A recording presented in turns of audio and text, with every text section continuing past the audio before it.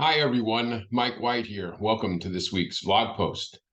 It's amazing the more and more I connect with people in our industry, talk to them, the people out on the streets, the ones that are actually doing the work and seeing the results.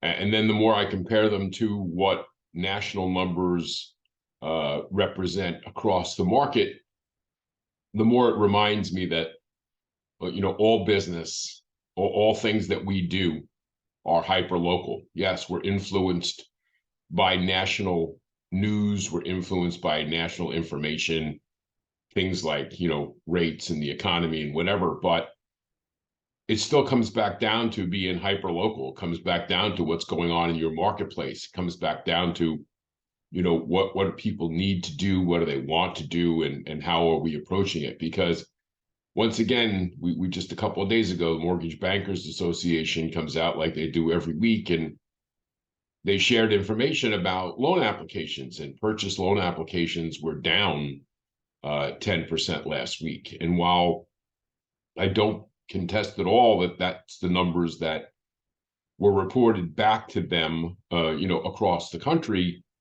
the information that I get, the people that I speak to on a regular basis, weekly basis, daily basis, paint a different picture from all around the country, and that applications and contracts, requests for pre-approvals continues to climb, and in some cases rather dramatically. Now, granted, I'm dealing with a much smaller sample size for sure.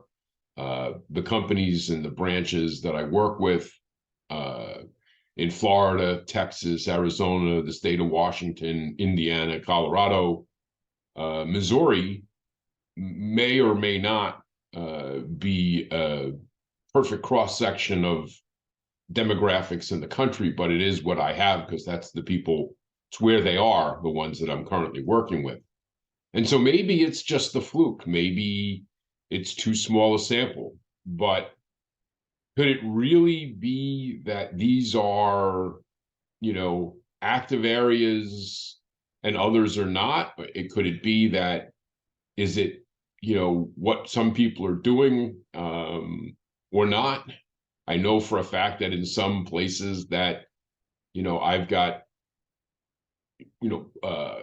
individual originators that work in a branch, and the manager will tell you that the branch is dead, but this person's the top producer and doesn't seem to wonder why other people aren't doing better. They just know that they're doing what they're doing and it's working, and they're committed to the work. And I think that's the thing that I wanted to share this week is the people that I'm talking to, again, people in my program, they are committed to doing the work. They're committed to improve.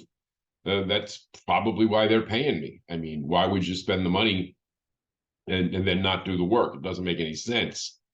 But they're working and they're seeing, really solid results. And in some cases, we're talking people who are already high-end performers who are having record-breaking months for themselves. So either way, the thing is there's business out there, and whether or not you're getting in front of it, whether or not you're part of those opportunities, whether or not you're working with your referral partners to create those opportunities by actually getting out there and engaging the public, is probably the difference between those people who are actually seeing results. And for all of you who are trying to hide behind the fact that, well, I send out emails or text messages or what have you, COVID's over.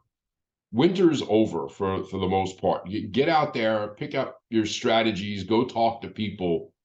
The old retail politics of, shaking hands and kissing babies, so to speak, of going out there and making it physically happen is really the one thing that I can hang my hat on that's generating opportunities, because the market isn't going to come and find you. This isn't a couple of years ago. Loans are not falling from the sky. Rates are probably not going back to 2%. And if they do, it's not going to be for a long time. The reality of it is we saw the increase in movement in the market when, rates dropped from 7 to 6. I know I've been talking the last few weeks about how I see interest rates going down, and I think they're going to go lower. I think obviously this week was a really tough week for rates because, we've had a lot of outside influences, and we're still going to be comparing against, last year's higher numbers. And until we break through that and start comparing to last year's weaker numbers, our market is not going to appear on paper to be as good as it really is, or at least how I feel it really is. But you've got to get out there and make it happen, because if you're sitting there hoping that things are somehow miraculously going to get better, you're probably going to miss the boat. Now, again, I don't think that there are going to be any builders running out there and building a whole bunch of units. So this conversation about there being a housing bubble still eludes my ability to rationalize that, when I see that I've got loan officers who will tell you all across the country in every market that I work in, who have far more people who are pre-approved, ready to buy a house, who are looking at properties or hoping to find properties.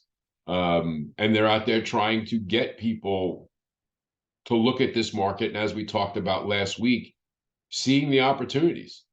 And all this nonsense about, well, everybody's got a 2% mortgage, so they're never going to leave these houses again. That's absolute nonsense. We're seeing people right now absolutely positively refinance out of 2 and 3% 30-year fixed rate mortgages, because they've got to go in there and pull the equity out of their houses to pay off a lot of other debt that they've accumulated, because at the end of the day, they're saving $1,000 or $2,000 a month in payments, because their credit card payments and their loan payments are, 16, 18, 20% or more. And it makes financial sense for them to refinance and pull that cash out, even at 6%. So you've got to pay attention to what's going on. You can't buy into the narrative that everything is all gloom and doom, because I'm telling you right now, people who are out there working, people who are out there executing a plan are succeeding in a big way. But that plan must include actually talking to people, actually getting out there and getting in front of people. You've got to put the people back in your process. Again, if you have any questions, it's Mike at imtcoaching.com. Have yourselves a great week. We'll talk to you again real soon. Take care.